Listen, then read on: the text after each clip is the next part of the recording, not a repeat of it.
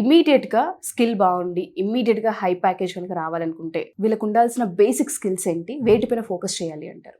So high packages above 7 lakhs ఎంత level పెట్టుకున్నా కూడా ఆ హై ప్యాకేజ్ కి సిస్టమ్ ఆర్కిటెక్చర్ ఒకటి తెలియాలండి. Next data structures and algorithms, ఇవి రెండు ఇంపార్టెంట్ అనమాట. ఇవి రెండిట్లో స్ట్రాంగ్ గా ఉంటే గనక హై ప్యాకేజెస్ దేన్నైనా క్రాక్ చేయడానికి ఈజీ అవుతుంది. అట్లా అంటే రెగ్యులర్ ప్రిపరేషన్ కి ఒక 10 times ఎక్స్ట్రా కష్టపడాలి దీని మీద.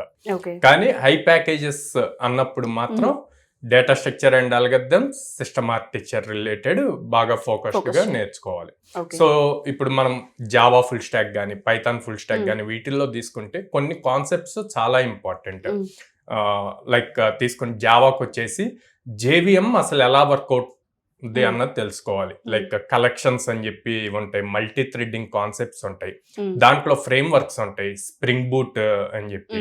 సో ఇలాంటి ఫ్రేమ్ వర్క్స్ అన్ని కూడా అడ్వాన్స్డ్ లెవెల్ ఎలా వర్క్ అవుతుంది, ఈ ఫ్రేమ్ వర్క్స్ నేర్చుకొని ఇంప్లిమెంట్ చేయాలి అంటే అసలు ఎక్కడ implement, A type of problem statement వచ్చినప్పుడు ఇంప్లిమెంట్ చేయాలి అన్నది తెలియాలంటే సిస్టమ్ ఆర్కిటెక్చర్ కూడా క్లియర్ గా తెలియాలి, ఎలా డిజైన్ చేసుకోవాలి ఏంటి ఎంటైర్ ప్రాజెక్ట్ ని.